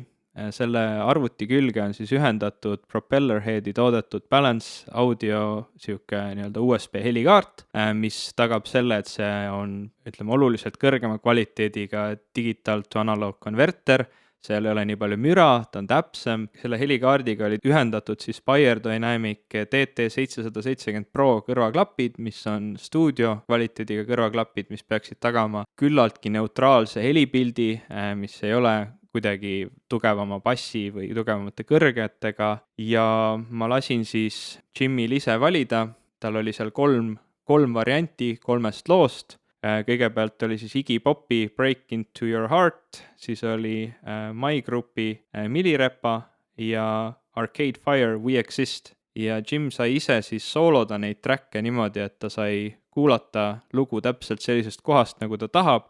Ühel rajal oli siis lossless, teisel rajal oli 320 kilobitti sekundis ja kolmandal 128, need olid suhteliselt randomly sinna jaotatud, nii palju kui ma vähegi sain seda tagada ja tema sai siis ise valida ja kuulata erinevaid kohti nii palju kui tahtis. ja kuigi tuleb tõele au anda, esimesel lool siis Iggy Popil ta suutis selle järjekorra õigesti paika panna, aga teisel ja kolmandal ta on siia suure küsimärgi kirjutanud. Ma ei tea küll, kuidas ma vahet tegin, sest et ma tegelikult ei märganud mingisuguseid suuri erinevusi. Õigem oleks öelda, et ma ei märganud mitte mingisuguseid erinevusi. Mul lihtsalt oli mingisugune tunne, et äkki see võiks olla niipidi. Aga jah, kuidagi veel lihtsamalt lahti seletades seda, mida sa just üksipulgi kirjeldasid. Ma sain istuda arvuti taga, kuulata seda lugu ilma katkestusteta, aga ühte nuppu vajutades sain muuta selle loo kvaliteeti, teadmata, mis kvaliteet nüüd siis nagu mu kõrvu jõudis, eks ole. See lugu mängis edasi ilma katkestusteta, mis ongi see viis, mismoodi ma olen alati tahtnud seda testi teha, nii et aitäh sulle, Ivo, et sa viitsisid kokku klopsida sellise testi tänaseks enne meie tänast salvestust. Ja tõesti, ma peangi enese üllatuseks nentima, et ma ei suutnud teha vahet 128 kilobitisel failil ja siis lossless ehk siis nagu kadudeta helifailil, mis peaks olema siis CD kvaliteediga või noh, selline nii puhas ja nii kvaliteetne, kui ta stuudiost tulles olla sai, eks ole. Nii et kokkuvõttes ma võin öelda, et kui ma enne põdesin, et Spotify's nagu lastakse kehvema kvaliteediga lugusid kui Tidalis, kus ma peaaegu 20 eurot kuus makstes saaksin siis nagu hi-fi kvaliteediga kuulata neid samu albumeid. Noh, nüüd ma kuulan südamerahuga edasi seda odavamat Spotify varianti, sest et ma ei taju seda vahet ja see on naljakas, et video puhul on see vahe ju nii selgesti märgatav. Ehk siis, kui sul on YouTube'is kõige madalam võimalik kvaliteet, see on vaadatamatu juba tänapäeval. See on jube, eks ole, kõik on nii ruuduline ja aste-astmelt edasi minnes seal kvaliteediredelil isegi 720 ja mis on 1080 on ju pikslit, et see isegi nende vahel sa teed nagu selgelt vahet. No YouTube'i puhul ja eriti, ütleme video puhul ja eriti YouTube'i puhul on väga palju erinevaid faktoreid, mis seal määravad, et see ei ole päris siuke üks-ühele võrdlus nagu siin, et meil on kaks sama koodekiga kokku pakitud helifaili ja siis nii-öelda kokku pakkimata helifail. YouTube'i puhul on ikka päris suur vahe ka selles, et kui sa võtad näiteks 1080p video, teed ta suuremaks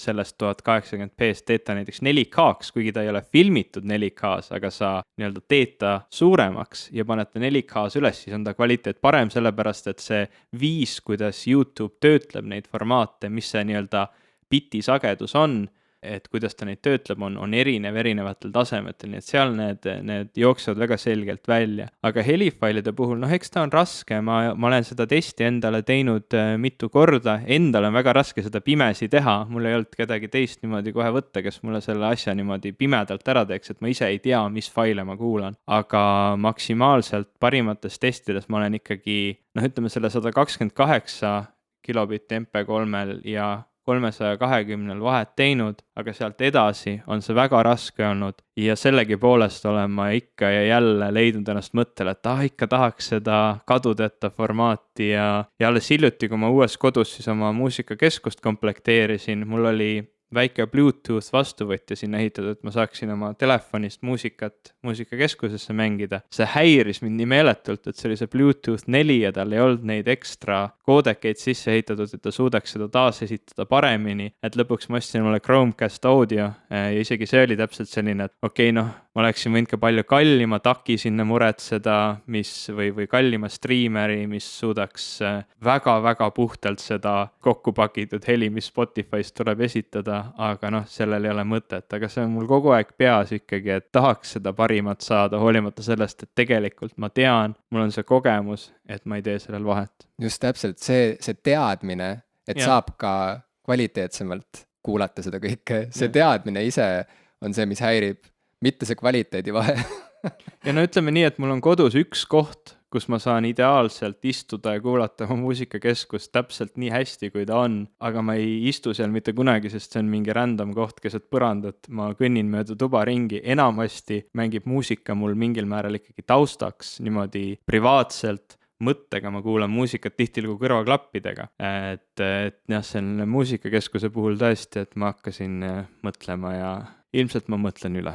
Ja kokkuvõttes on ju tegelikult niimoodi, et inimesed lõpuks õpivad armastama ka oma lemmiktehnoloogiate puudusi. Ja kindlasti. Nii nagu me oleme seda näinud videomängutööstuses, kus graafika on ju pidevalt, eks ole, arenenud paremaks, resolutsioonid lähevad suuremaks, maailmad muutuvad suuremaks, mida seal on kokku joonistatud, eks ole, füüsika muutub aina nagu kuidagi targemaks ja keerulisemaks, siis ikkagi kokkuvõttes tekitab minus vähemalt nii suurt heldimust, kui ma näen mingisugust sellist nagu 8-bitist graafikat kuskil või kui lihtsalt mingisugune pilt on näiteks joonistatud sellises nagu ülisuurte pikslitega. Ja viimase 4 aasta stiilis. Kõige popim mäng on Minecraft. No just, eks ole, mis ei näe sugugi kuidagi nagu hea välja ja samamoodi on heliga juba sellest ajast peale, kui inimesed kuulasid vinüüle, eks ole, mis on ju tegelikult nii suurte piirangutega formaat, võrreldes CD-ga näiteks, mis võimaldab nii suurt dünaamilist ulatust eriti. Nii palju suuremat dünaamilist ulatust, siis ikkagi, mis inimestele lõpuks seda nostalgilist sellist sooja tunnet tekitab, ongi just see vinüüli krabin, see soe, voolav või voogav sound, eks ole, mis sealt tuleb just nimelt selle formaadi piirangute tõttu, selle materjali piirangute tõttu. Samamoodi on kasseti formaadiga, mis, ma ei saagi aru, kas see teeb comebacki või ei tee. Ta teeb mingites ringkondades kohe kindlasti comebacki, aga mitte nii nagu vinüül. Ma paar aastat tagasi ostsin endale kassetiplayeri jälle, hullult pidin otsima, et leiaks mingisuguse töötava playeri, aga leidsin selline taskus. Jaa, kaasas kantava, sest et mul oli nii palju kassette vanemate kodus, mida ma tahtsin nüüd jälle kuulata ja oli ka mingisuguseid lapsepõlvesalvestusi, kus ma õega teen mingit nalja köögis ja me oleme, ma ei tea, 5 või 6 aastased, eks ole, ma tahtsin seda kuulda uuesti ja saad aru, see kassetisahin, nagu see on asi, mida ma olen samamoodi ajaga lihtsalt, see on saanud mulle armsaks, kuigi tegelikult see on ju olnud mingisugune üleliigne müra, millest ütleme nagu tehnoloogia arendajad on pidevalt püüdnud nagu lahti saada, eks ole, et teeme puhast heli, nagu liigume puhtama heli poole, kuidas me saame neid üleliigseid mürasid nagu eemaldada. Kui sa müra taseme allapoole tood, sa ei saa nagu täielikult ära kaotada, aga mida rohkem sa müra taset allapoole tood, seda suurem on see dünaamiline ulatus kõige vaiksema ja kõige valjema heli peale, mida sa saad taas esitada.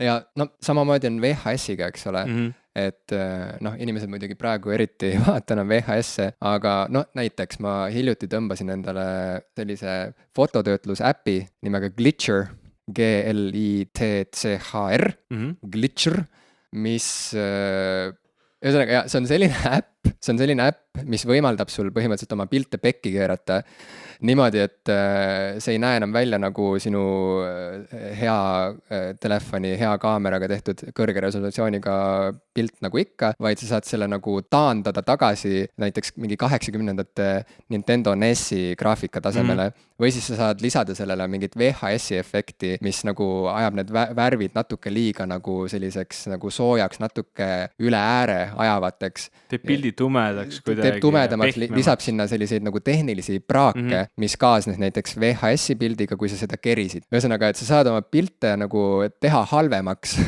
aga kokkuvõttes need muutuvad paremaks, sest et me kõik mäletame seda vana esteetikat ja see on saanud meile ajaga armsaks, kuigi omal ajal see võis tunduda nagu mingisugune tüütu piirang, et saaks ometi nagu kvaliteetsemat pilti, siis nüüd see hoopis näeb välja nagu nunnu.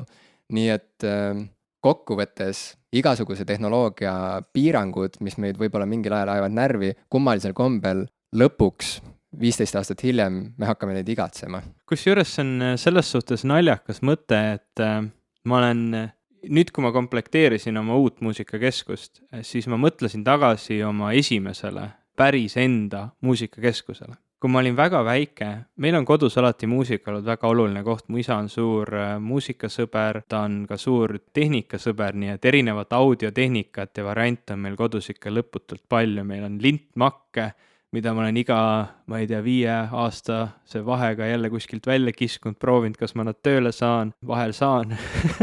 Ütleme, kuskil on mingid hunnik lintmaki linte, eks ole, meil on erinevaid kassetimakke olnud kodus, nüüd siis juba kõiki erinevaid digitaalse muusika esitusvariante, võimendeid, raadioid ja kui ma ma ei tea tõesti, kui vana ma olin võib-olla 10-11 aastane, ma olin aasta aega kogunud ja ütleme sünnipäeva siis kingina ma sain lõpuks selle raha kokku, et osta omale oma esimene päris muusikakeskus. Noh, see oli selline muusikakeskus, nagu nad tol ajal olid, ma läksin Keilas Rõõmu kaubamajja, siuke plastikust kast, kus hõbedane. Ei olnud must. Okei, 2 varianti oligi. Jah, tegelikult küll, see oli Akai toodetud. Seal oli 2 kasseti nii-öelda kohta, pilu, kuhu siis sai kassette panna, seal oli raadio ja seal oli nii-öelda see AUX sisend, kuhu sai siis näiteks mina ühendasin sinna oma CD-playeri, kui mul see hiljem kunagi tuli. Ja seal olid siis 2 kõlarit küljel, ma ei mäleta, mida seal oli lubatud, me ei tea, mitu vatti see oli, aga need vatid ei tähendanud midagi, sest reaalselt need kõlarid olid kõik seal kuskil 3-4 vatti kandis. Ja lisaks sul oli niikuinii seal nupp, mis kandis nime Mega Bass Boost või midagi sellist. Mega Bass küll oli, jah. Aga puhul sa nägid, et ma vajutan seda ja siis mu masin muutub lihtsalt loomaks, vahet ei ole, et see on nii pisike ja siit see oli nagu see turbonupp arvutitel, mis tegid enamasti arvutit aeglasemaks.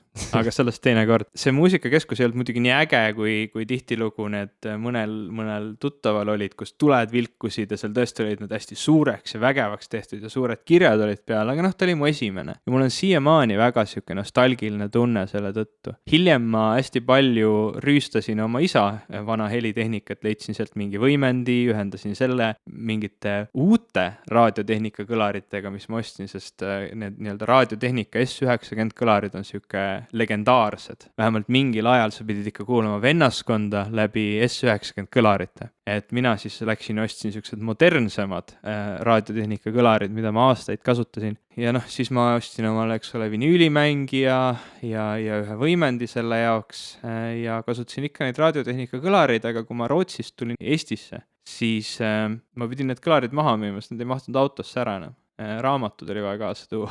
Oli täpselt siuke hetk, et kui ma need kõlarid välja võtan siit sellest hunnikust, siis ma saan raamatut kaasa võtta. Issand, sul ei olnud võimalik nagu mingit, mitte kuidagi ei olnud võimalik neid kõlareid ikkagi saada siis uude kohta? No, sellel hetkel enam mitte.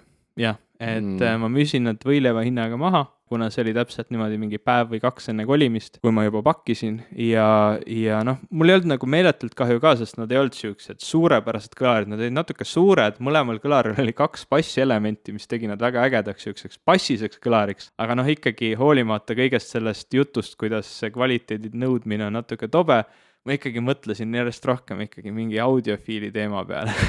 Ja kui ma Eestisse tulin, siis selle võimendi ja vinüülimängija juurde ma ostsin omale korralikud kõlarid, Wharfdale Diamond 220 kõlarid. Ma käisin mingis eriti ägedas poes nimega, äkki see oli Valiheli, mis asus kuskil Lasnamäel, sa astud korteri uksest sisse, sa pidid ennast kastide vahelt läbi pressima, sest see tuba oli täis helitehnikat otsast lõpuni, siuke hi-fi kvaliteet. Istutati sind keset mingit pinki seal keset tuba ja pandi mängima see muusika, mis sa tahtsid. Tänapäeval Spotify'st ise said valida, eks ole. Ka mulle soovitas üks tõsine audiofiil just Valiheli koodi, ütles, et mine sinna Lasnamäele, lepi selle mehega see aeg kokku ja mine talle sinna Lasnamäe punkrisse. Istu ja kuula seal natuke. Jaa. No see oli vägev kogemus, eks ole. Ja ostsin need kõlarid ära ja nüüd ma siis võtsin oma veel lisalt, mida ta ei kasutanud, üks CD-mängija, et nüüd ma jälle ka lisaks vinüülidele kasutan CD-plaate kodus. Et mul on alati nagu see muusikakeskuste teema ja see viis, kuidas inimesed muusikat kuulavad kodus, on alati hästi südamelähedane, sest mul on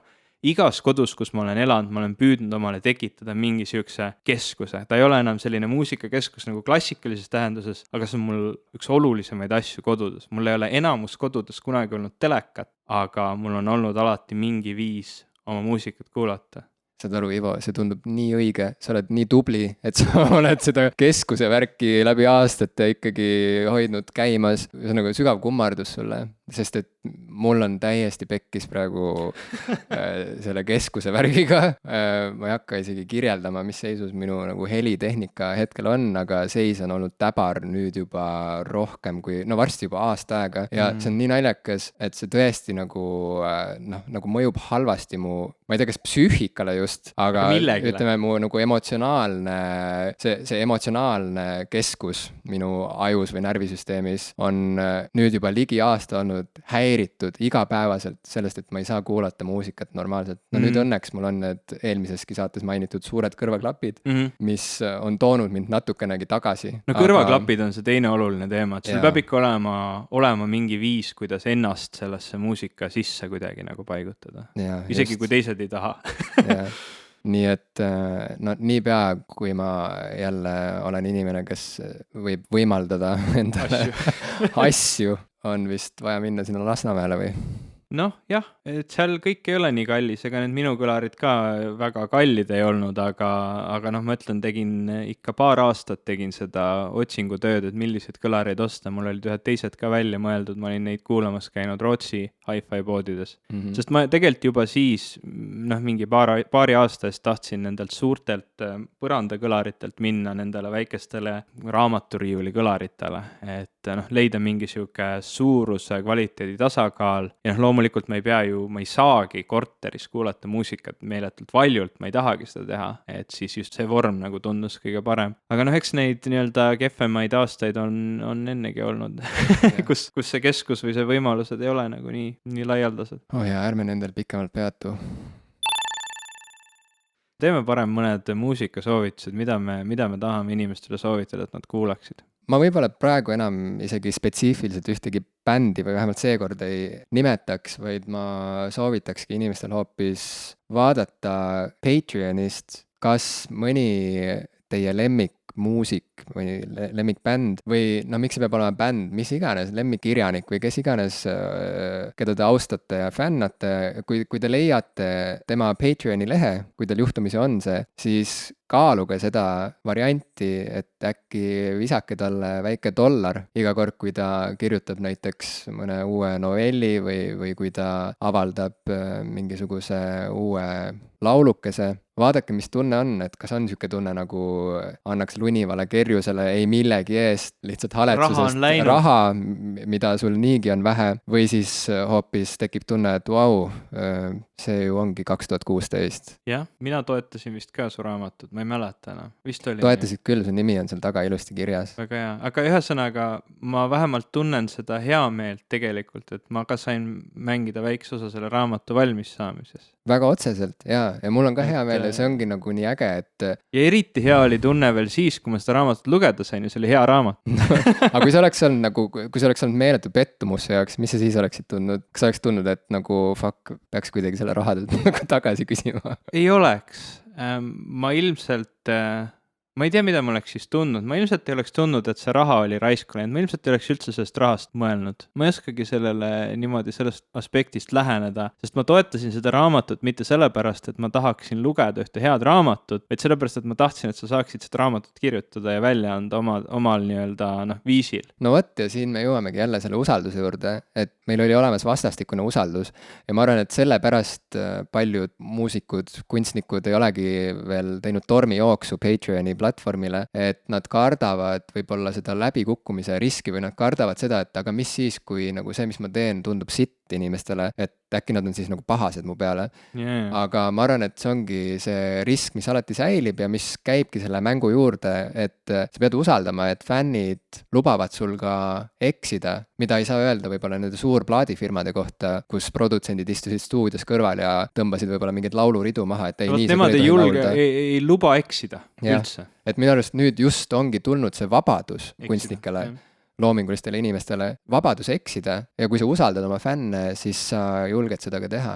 Mina teeks küll ühe plaadi soovituse siia lõppu, mul on mitu nädalat nüüd juba tänu Spotify selle Discover Weekly'le on mänginud selline plaat nagu Rocket Juice and the Moon, et see on nii bändi kui ka plaadi nimi, Rocket Juice and the Moon, ja see on selline supergrupp muusikuid, noh, üldiselt nimetatakse supergrupiks, kui on juba varem kuulsad muusikud teevad koos bändi, et siin on siis koos Damon Albarn, kes siis on tuntud võib-olla kõige rohkem Blurri ja Gorillasiga, aga ta on teinud ju veel mingi 10 muusikaprojekte siin ja seal, siis siin mängib bassi Flea bändist Red Hot Chili Peppers ja trumme mängib selline ääretult legendaarne inimene nagu Tony Allen, kes oli nii trummar kui ka produtsent siis Fela Kutile. Fela Kuti on, kuidas ma seda selgitan, üks tähtsamaid inimesi maailma muusikas. Ta oli afrobeati looja, ja tema muutis Nigeeria poliitikat rohkem kui Nigeeria poliitikud ja ma ei oskagi seda nagu, tema kohta lihtsalt peab lugema, see on väga huvitav lugu, et sellesse ma ei hakka täna minema, aga afrobeat on väga huvitavate rütmiliste mustritega muusika. Need rütmilised mustrid on siis kasutusele võetud ka selles Rocket Juice on the Moon plaadil, et seal on seda Flea huvitavaid bassikäike, neid väga huvitavaid trummikäike siis Tony Allenilt ja siis Damoni selline kergelt kummitav vokaal ka siis erinevates lugus, et igas loos ei laula, mõni on räpilugu, mõni on selline puhtam afrobeat, kus on mingi koor laulab ja siis mõnes kohas laulab Damon isega. Väga lahe, ma kuulan seda. Aga nüüd siis hakkame Snapchatima. Jah, ja kirjutage meile. Kuhu võib kirjutada? popkulturistid@gmail.com. Kas sa mulle ka annad kunagi selle postkasti passwordi, et ma saaksin ka vaadata, kes meile kirjutab või seda ma andsin domineeriv pool. Sul on jagatud kõik need OneDrive'i need on OneDrive'is. OneNote'i need lingid, ma loodan. Okei, ja meie Snapchati kontod, lingid, värgid paneme ka saate märkmetesse, nii et hakkame pihta, vaatame, mis saab. Kuulake meid järgmisel korral. Palun kuulake meid järgmisel korral. Palun andke meile raha.